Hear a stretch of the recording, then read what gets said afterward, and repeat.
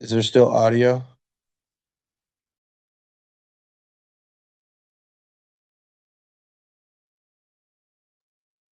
Yep.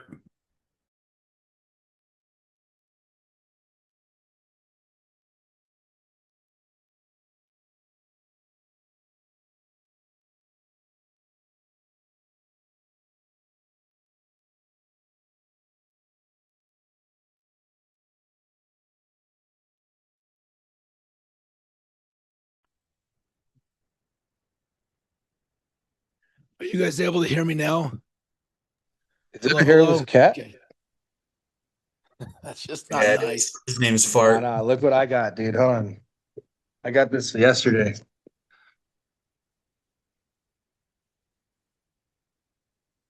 Come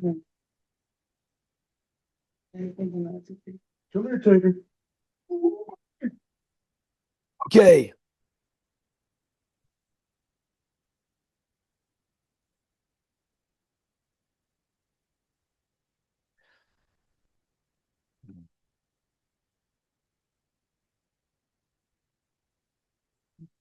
There we go. So sorry, one more time, just confirming you guys can hear me okay. Thumbs up if you can hear me. Okay, perfect. Sorry about that. Thank you. So we're talking about mitigation, emergency response. When do we get there? One of the things we're gonna look at is our contents. Obviously, they're very susceptible to water damage. And so Darren, we want to can do all. you share your screen? You have the timer on right now. Thank you very much. It's No always a good problem. idea Thank to you, sir. remind me of that because I do that frequently.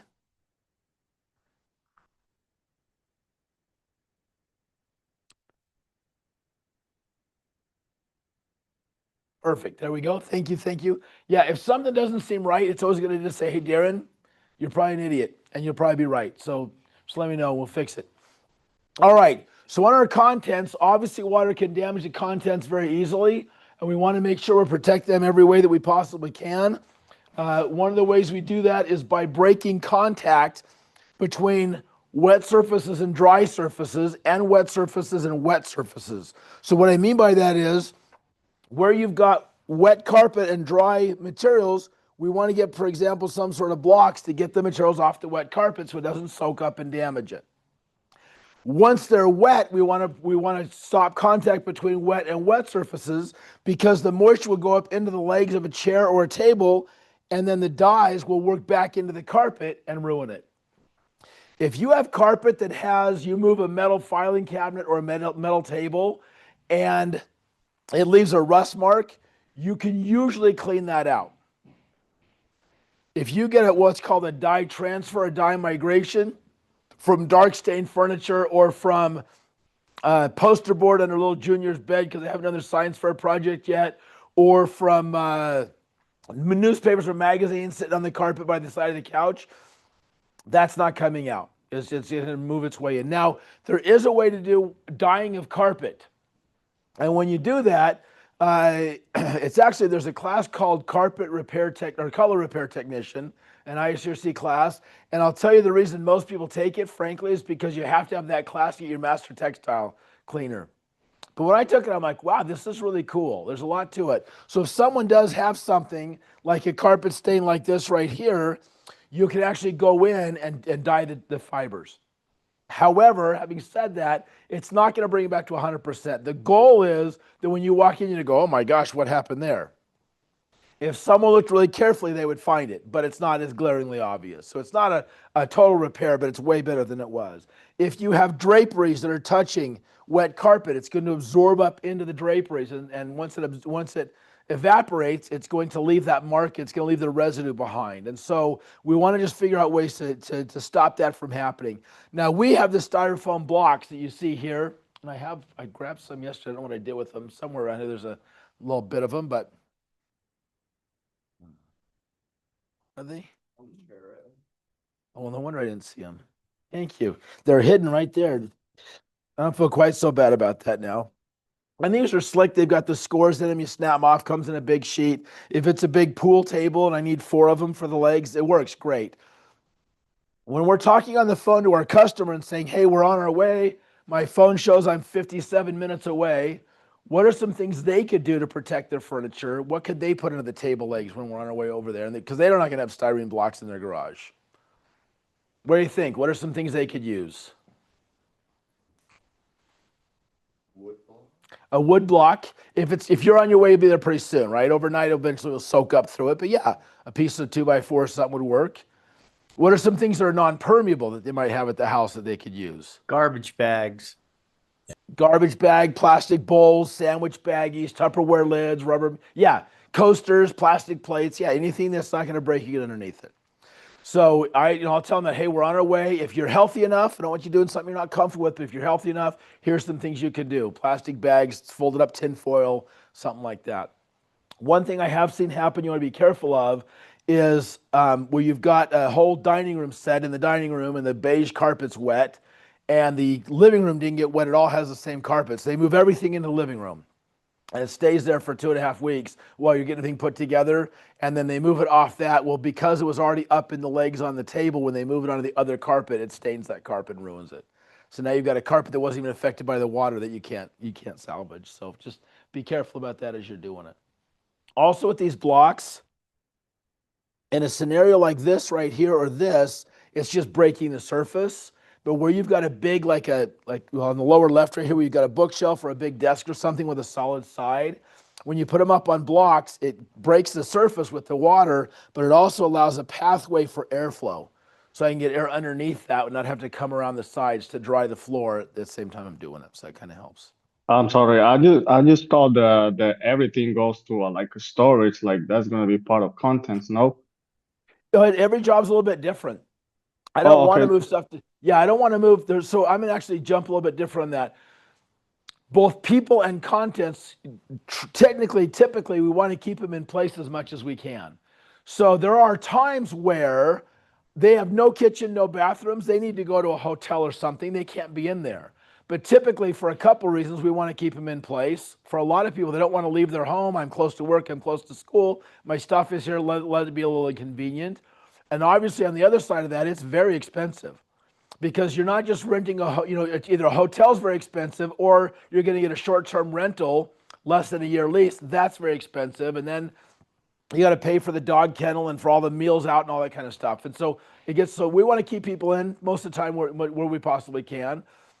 With the contents, if I can work around them, I leave them in place. Or if I can move them to the garage, I might put some sort of a storage container in the driveway and move them there. But if I have to, if none of those are viable options, then yes, we'll move them out to our facility. Sometimes they have to be cleaned and dried. Sometimes I can do that in place, sometimes somewhere else. So it's not an automatic that contents are leaving, but that is one of the things we need to look at on the job for sure. Yeah, great question. Thank you for that. We'll talk a little bit more about these factors later on, but just some general stuff. I'm looking on my contents for damage, first of all. Can I save it? Can I bring it back to what it is? Is the particle board dresser swollen out? I can't dry that. Is it contaminated, right? Is it got sewage that's soaked up into the side of it? How expensive is it? Years and years ago, when they first came out with VCRs, which I'm realizing many of you probably don't even know what that is, before they had CDs and everything, they were $300 or $400. It made sense to clean one of those for $20. Then you could buy them at Walmart for $9. It didn't make sense to clean it for $20, right? So we also can say, what's the most appropriate thing here? If it's a cheap dresser that's swollen up with particle board, throw it out and get another one. And then, of course, sentimental value. It might not be something you could sell on eBay, but Grandma Edna brought that area rug across the plains 7 generations ago. It's important to the family. So we always look at all those things as we're looking at it. So we want to be aware of soft goods, upholstery, fabrics, things that can start to delaminate and come apart or have staining. Hard furnishings as well. What's the water doing to that? Appliances and electronics. Water and humidity can affect electronics. And could potentially have some corrosion. And then paper with books and documents. So when you've got paper and you've got someone who's freaking out saying, oh my gosh, that's all wet, I can't lose those documents, what do you do? There are some options just to be aware of. In businesses, where do they always store the documents? Filing In the cabinet. basement. Filing cabinets, and then where do they put the filing cabinets? In the basement, right? Because they don't complain that there's no windows. And then the water goes where? To the basement because of what's that called? Gravity. And so you'll have people freaking out going, oh my gosh, all of our records are soaking wet, what do we do? So what you can do is freeze them. When paper starts to get wet, it gets pulpy and clunky and it just disintegrates. There's nothing to it. If you freeze it, it stabilizes it. That's the good part. The bad part is it's really hard to read frozen documents. And you can't just thaw them out because they'll go back to being pulpy and yucky. But there's a process called sublimation, not subrogation, but sublimation, which is another way to say freeze drying, vacuum drying. So just like they do with coffee and beef jerky or whatever. And so you can take them, put them in a big freeze-dry chamber, remove all the oxygen, all the air out of it, and it turns from a solid to a vapor. So you don't want to go too deep into that right now, except be aware that if someone's all concerned about it, I had a big engineering firm and 2 feet of water came through it. We got a refrigerated truck, turned it on freeze mode, and just loaded everything in and shipped it across the country to a facility in Texas that does that. By the time they got there, they were frozen. And there's a lot of different companies now around the country that do document processing. And so build a relationship with one of them. And then when you've got a client who's got only 2 file drawers that are wet, and they're like, oh my gosh, I have to have those back.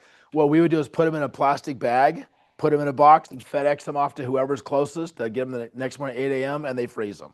So just realize that, because once they're frozen, they can stay frozen for years before you have to deal with it. You don't want to do that, but I'm just saying once they're at that point. And so we'd get them all frozen. You know, the owner's in the middle of all this water damage at his office. We get them all frozen. Then you've got plenty of time to stop and say, okay, now what do you want to do with them? Well, these documents over here are actually, they're scheduled to be shredded in 6 months. Just keep them frozen. That's not that expensive. And if we don't need them, we'll destroy them then. These documents over here, we actually need the information off of those. We don't need the paperback, but process them and then scan them in and give us a thumb drive or put them on the cloud for us. These documents over here are contracts with original signatures. We need those actual pieces of paper back. Great, now we know what to do with it. Now, when the paper comes back, it's not going to look like before it got wet. It's called cockled. It's all, wavy and it looks like it got wet, but at least you have it back. We did a job in Manhattan after Super Surge Sandy, Hurricane Sandy. And there was 6 floors below Manhattan was this, 10,000 square foot, 20,000 square foot vault, and about 20 different banks had all of their paper in there. And the water, it was just piles of paper. Well, this paper was like municipal bonds that were like $800 million per sheet. And all these CDs, all sorts of stuff in there.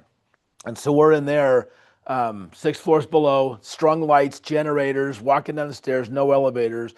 And because these were like literally one piece of paper could be, and it's a bond, right? We've all seen enough TV. We know that, it's a bond. And it's a bearer bond, whoever's got it. One piece of paper is worth $700, $800, $900 million. So we were in groups of 3. Everybody was being recorded, and there was armed guards. And when we left, we'd go out in groups of 3. We have to take all of our Tyvek and everything off so they could make sure we weren't trying to sneak a piece of paper. It was just kind of a crazy experience. We finally got enough of them processed to ship them to the freeze dry location. And my son was with me, and he went up to kind of help load to help load the trucks. And he goes, I walk up there, and there's snipers on all the rooftops. There's just police everywhere because there's trillions of dollars worth of paper and it's going in the truck. And then we're talking about it afterwards. They actually sent 2 trucks to the facility, a dummy one weighted down, and the real one with military helicopter escorts on 2 different routes. They wouldn't know which one was which. And we're like, we saw this movie, and the guys in the Tyvek suits didn't come out so well. So, it's kind of crazy. It was a fun job. All right, we are going to talk about water extraction. In a few minutes, we will be using this gallon of water converter right here. So if you don't have that printed out, you will need it. For those of you here, it should be in your manual. If not, I do have some here if you want to grab that and pass it around. Also, if you flip over your psychrometric chart on the back, your big laminated one, sorry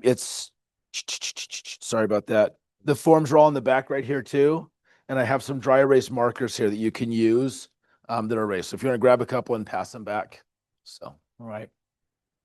Okay, so just so you got that, so we will be using it here in a few minutes, in a little bit. Not missing any. All right. Again, anything, throw it in the comment and holler it out if you need to. When we talk about extraction, we want to get what we're going to call the easy water first. Oftentimes it's referred to as the bulk water.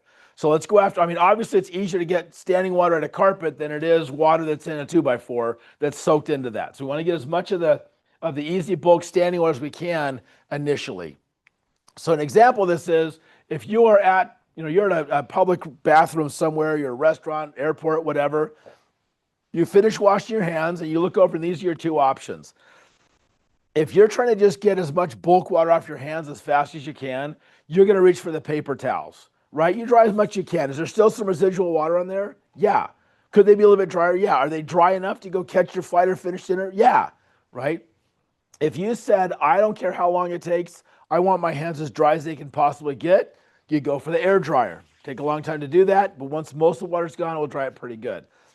If you had the opportunity to have both of these on the wall, then you would grab the paper towels, get rid of the bulk water, and then turn to the air dryer, right? Because you don't want to try and get rid of bulk water with air. That's not going to work very well. That's not going to be at all effective while we're trying to do that.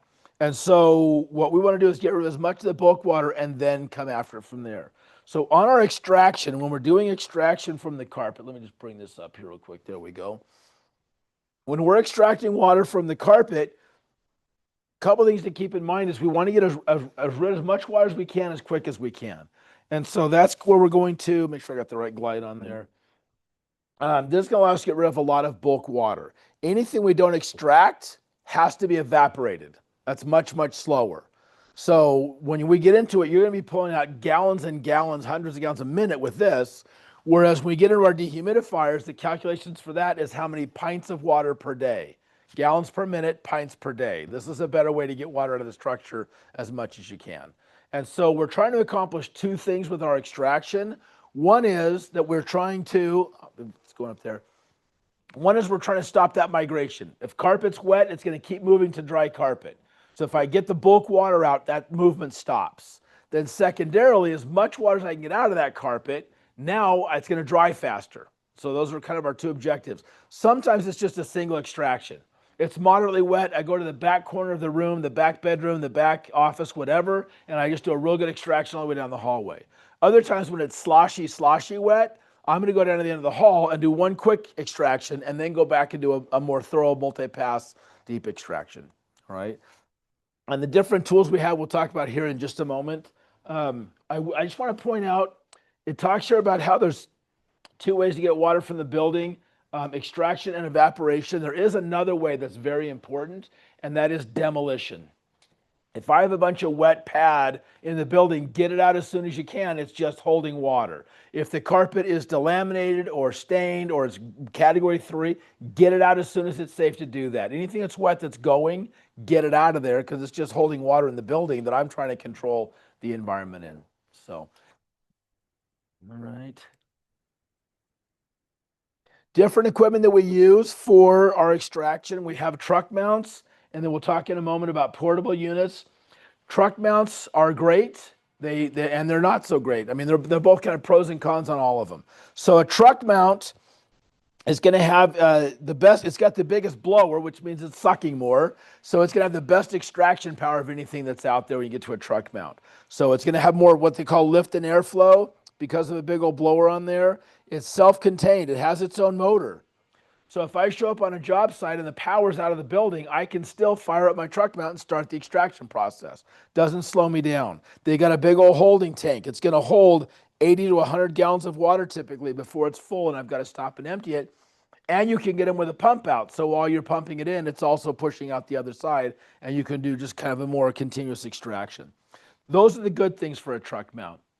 Some of the drawbacks are they're expensive. They're tens of thousands of dollars for a new one and thousands or up to tens of thousands for a used one. They are going to start to lose suction after about 150 feet. And so if you've got a water damage job on the 30th floor of an apartment complex, this is not going to do you any good. I've gotten them up 5 or 6 floors going up and into a window or up through the stairwell and then out, okay with that, but that's about as high as you can go on it. They're loud. You show up at an apartment complex or a neighborhood at 2 a.m. and fire this sucker up, you got some unhappy neighbors who got to get up and go to work the next day. They're finicky. This truck mount does not want to get up at 2 o'clock in the morning when it's 7 degrees and suck out water any more than you do. And so sometimes in the wintertime, you got to park them inside and put in heaters and pat them nicely and say good things to them. They can just be kind of hard to get going sometimes. So. But I mean, they're great for what they are, but just to kind of, like I said, there's pros and cons while you're doing that. Portables I like because they're easy. You plug it in and you're going. You're ready to take off on those. You can put it in the elevator and go up 30 floors real easily. That's nice. That's funny. I haven't put that on there yet. They're still expensive. You're gonna probably spend $300 to $4,500 for a good one that's gonna do what you want. You can get them that's a carpet cleaner and extractor, or just an extractor. Right, these two over here are just built. The two you see on the screen are just built for extracting. That's their purpose in life. They both have pump out units. The Dri-Ease HV3000 right here, that has a pump out of about, I want to say 50. It's either 50 or 55 gallons a minute. So because the recovery tank on these is only going to be about 12 to 18 gallons, which is okay. I'm strucking up the water. It fills up. I go down the hall to the bathroom, open up the valve, and dump it out. No big deal. But if I got the pump out going all the time, then I just keep cranking on it. The Mega XL has a pump out of, I think, 63 or 66 gallons a minute. So about as fast as you're sucking in it, it's just blowing it out into the toilet there. They take a lot of electricity. You have typically two different circuits you're running on for the dual vacuums as well as the pump out on it. So, but I like them because they're relatively inexpensive and you can get cranking on a lot of them. So, right. Does anyone know, just out of curiosity, what that little metal bracket is right there? What that's for, or what it's used for? Yeah, it's a handle, lifting it in the truck up and down the stairs. That's a great handle for that. Yep. It also has another purpose. Any idea what that is for? To guide the hose? So kind of to guide the hose. More than that, you're grinning back there. Is there a reason for that, or just? So the other purpose it's actually made for is, if you look at all of these, they have the intake for the hose up on the top. So if I got a 15 or 20 foot hose and I'm over here working on it and I want to bring the machine over here, if I yank on the hose, it's either going to pull off or it's going to tilt the thing over. By putting that down at the bottom and threading the hose through it, now if I pull on the hose up here, it's actually pulling from the bottom of the machine. It's actually designed to be able to drag the machine around by the hose. That's its purpose. The reason I mention that is, when I got into this industry years ago, we were using other people's stuff, mostly carpet cleaner stuff, air movers and extractors to do our job. This has become its own industry. The equipment we have now to do these jobs is crazy what they come up with. And they're always coming up with little tips and tricks on things that make our job so much easier. But if you don't read the manual, you don't know that. I have so many people in my class go, what? I didn't know that. That would save me a lot of time. So the equipment is expensive. Hundreds and thousands of dollars each for this stuff. It's very, very expensive. I would take the time to read the manual, and you're going to read the manual on extractor, and it's, the 3 pages, 4 pages, and you go, yeah, of course. I didn't know it did that. Even on the air movers, they've got so many. This one right here, we're going to get into air movers later on, but this little Cleaner Light Duraco, it's a typical radial fan, low profile centrifugal, very similar to in process of the Phoenix Guardian, the Phoenix radial, and the Dri-Ease Velo, for example. But this one has a little clamp on the front right here. Just a spring-loaded little clamp right there with a couple little teeth. It'll hold lay flat ducting. It'll hold carpet if you're trying to float carpet. Just little things that make your job easier here and there. So, a couple of questions. please. Obviously, I'm a newer company. We've been looking for cheaper ways to find all of these pieces of equipment. Do you have any suggestions of places that you found in your business? A lot of times when you've got a company that's doing emergency services and they're like in a building or something, they'll leave the roll-up doors on their trucks open. I mean, if you're quick enough, you could probably clean out a whole truck in just a few minutes. Okay. I have a few. Sorry, that was completely inappropriate. I shouldn't even joke about that because I've had that happen to me too. So I remember finding one of my air movers. A lot of my air movers at pawn shops and stuff like that. So I shouldn't even joke because I've had a lot of stuff ripped off. I'm happy to have a conversation. What's that? Why you have insurance? Yeah, not for little stuff like that. But yes, that is true. So, what I was going to say was, and I don't think I mentioned this earlier today.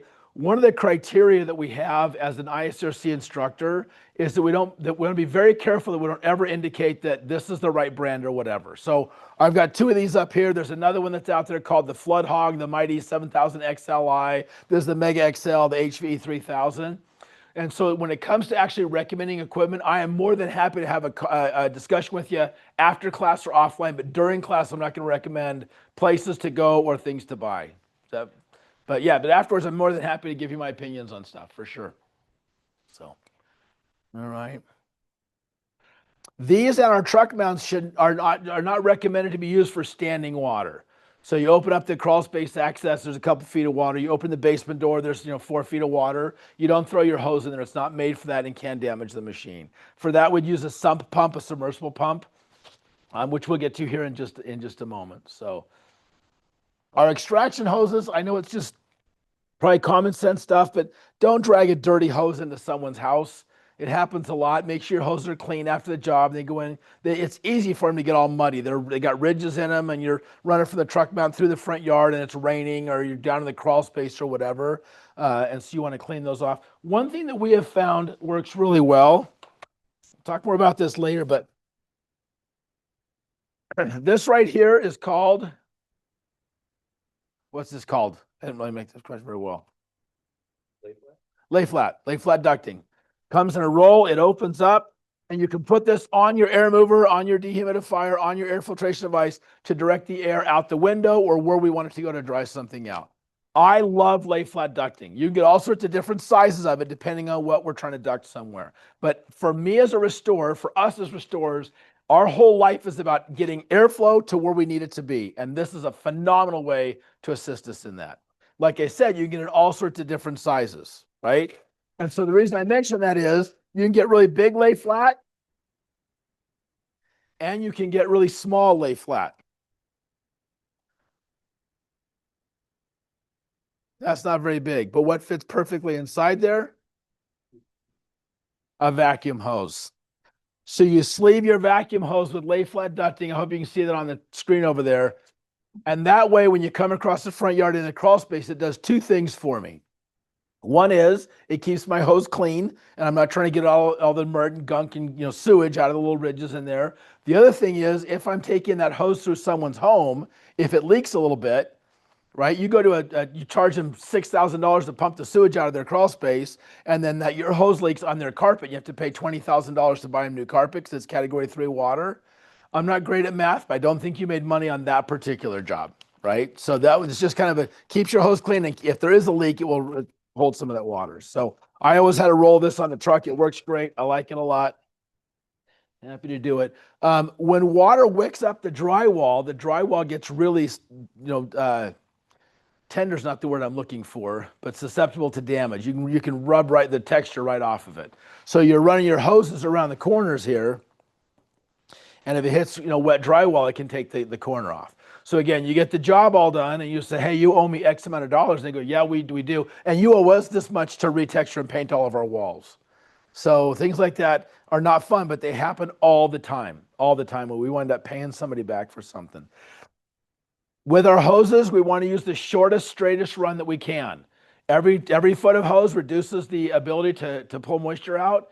And any bloop or bend is also going to cause is going to be a problem for that. So we want to use a short run. Don't have loops and bends in there while you're working on it. Kind of a dumb question, I think. Are you guys able to see what's going on? Okay, I can't tell if it's well enough. Am I too far away from the screen? Do I need to bring it up a little bit or stuff we're doing? All right. Try this and see.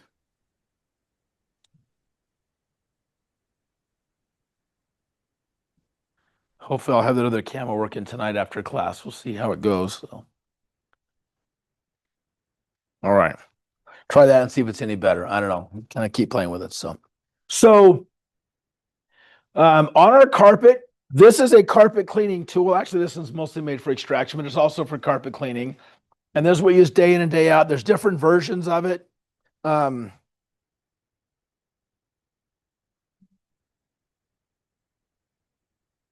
another one in the warehouse too that dries, which is really cool. And these we're using day in and day out. It's a carpet cleaning wand. We use it for extracting glue down carpet, stretched in carpet over pad. This one I got right here, it was about $200 to $250, I think. Not a bad one. It's stainless steel. It's beefy as can be. It's heavy. This one right here is closer to $800, but it's aluminum. It's much, much lighter. And so if you're going to be doing it all day, day in and day out, it's got a wider base on it, but they both work really well. I mean, they both get the water. It just depends on kind of what you want to do. So that's for my typical carpet cleaning wand. I do want to point something out here real quick. That, again, this is not a pricing class. How you bill is up to you, whether you use QuickBooks or Excel or Google Sheets or whatever you want to do, it's up to you. How much you charge is up to you. There are some programs in the industry that are very common. One's called Xactimate and one's called Symbility, and those are unit cost based.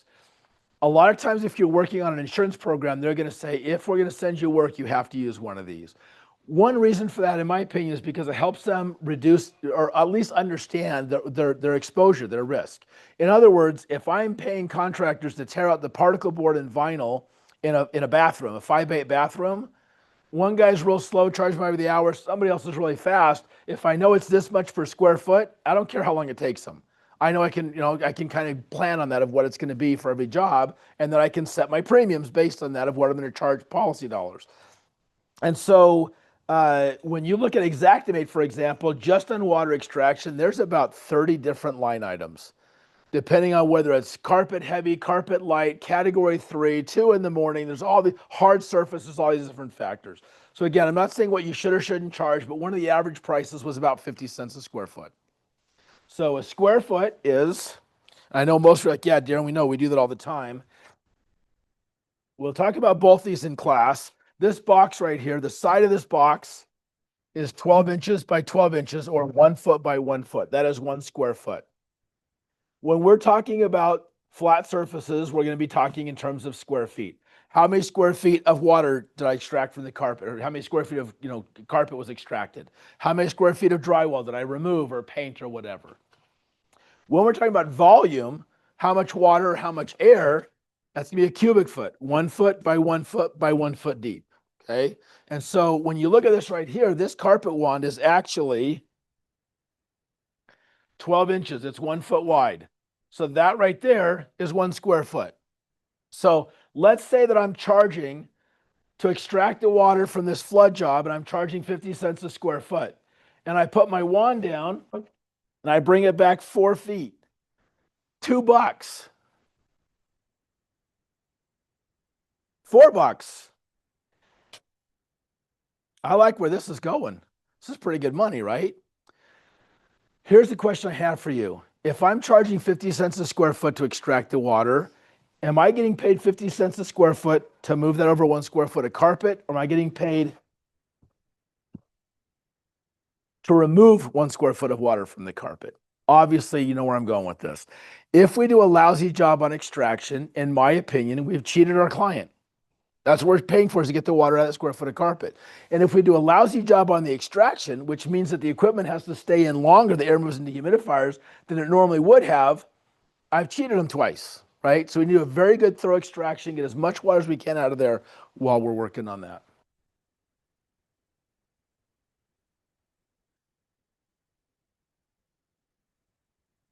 I know it should go without saying, but I'm going to say it. On a big room, it's easy to get lost. You don't just want to come in and kind of go willy-nilly every direction. You want to make sure you get extracted every area. When I do it, and again, I know it sounds so simple, but if I'm extracting this whole room and I'm starting in the corner, I'm going to look over, like you can't see it here, but there's a doorway over there. So I'm going to come back and just watch and bring it to the doorway. Then on the other side of the room, I'm going to say, okay, over here, there's an outlet. And I'm just going to kind of look back and forth and set a point, and I know how far I'm coming back. And that way I make sure and get the whole room overlapping strokes. I'm not leaving a lot of water behind while I'm doing it. If you are dealing with, well,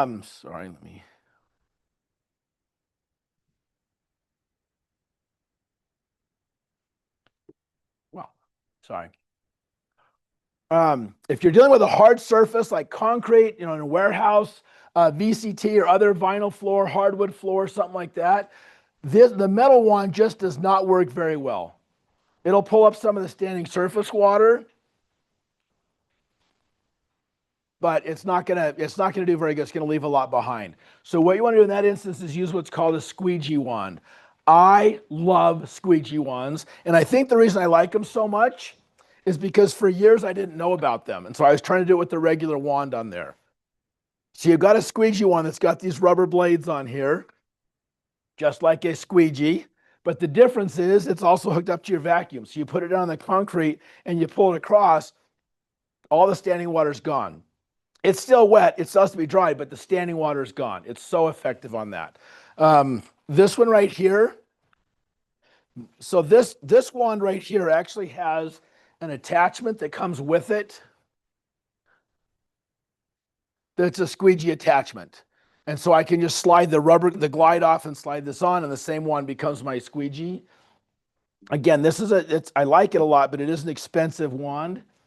This one right here, I found this whole thing just like it is. It's not nearly as solid as these other ones, but you couldn't bend that. I don't know if you dropped an air mover on the truck, it would bend it. I don't think so, but it's, a little thinner. Got this whole thing on Amazon for $58. I think they're 64 now.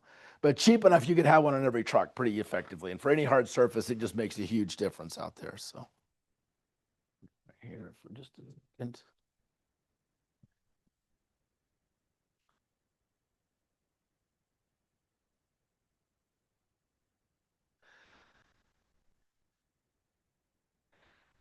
I mentioned before, if you're trying to dry carpet and pad in place, that you have to have specialty equipment to do that.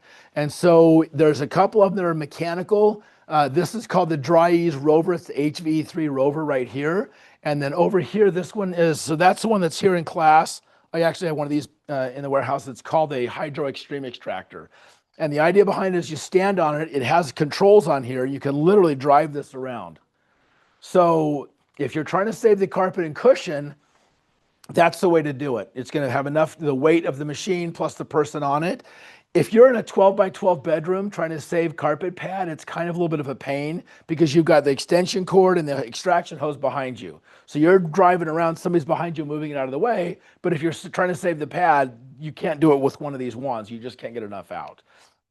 If you're doing a commercial hallway and you're going, got a 200-foot hallway, there's a very nice way to extract. Just stand on there and let it do all the work while you just drive down the hallway. So you can do it for that. They also have some non-mechanical pumps. That's called the water claw. And you can see down here in the lower right where you stand on for about 6 seconds. It's got holes in the bottom. It's a platform, and it just pulls the water out of the carpet and the pad. Now, I haven't, hold on just a second here. Let me see this.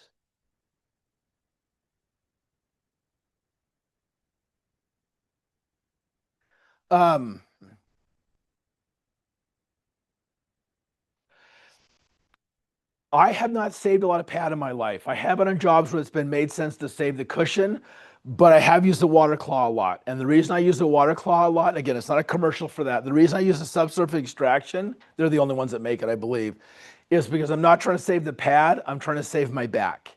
Wet pad is really heavy. The more water I can get out of it, the better it's gonna be. So a lot of times I'll extract the carpet and move the carpet, either fold it back out of the way, and then I'll do an extraction on the pad with my regular thing. I don't charge for that typically for me because I'm just trying to make it easier to get it out to the truck. But I have used it under pool tables. You can take the handle off of it, and I've got a big old slate pool table that I'm waiting for the professionals to come, the pool table people to move out of the way. With this, I can go underneath it and you just drag it across. You get a lot of water. The other thing is, if I've got really sloshy carpet, we would hook up the water claw, just put it in the middle of the room and let it start extracting while we're moving and blocking furniture. It works really, really well for that. They did finally put a vacuum brake on them because people were ripping the handles off of them because it has so much suction. It is for carpet and pad. If you put it on like a glue down carpet, you'll have to turn off the truck mounted portable to get it off the carpet sometimes. It really works well. They also have a spotting tool for like getting pet urine and stuff out of carpets. I've got in my own family, my wife and I have 4 boys and a girl. So when I say getting urine out of the carpet, I'm just going to say it's pet urine. It just makes me feel more comfortable about it. But who knows what was going on in there. But it can work really well for that also because you can just, you've got this spot with the dog pee and you saturate with an enzymatic cleaner and then put this on it and pull 94% of it back out. And then you can flush water and keep flushing it through in place. and then dry it. So it works really well. So I think I pulled a clip in here I forgot about. We're trying to get water. That's my grandson using his dad's water closet, helping him on a job site. So kind of fun. Good little kid. And then if it's not just carpet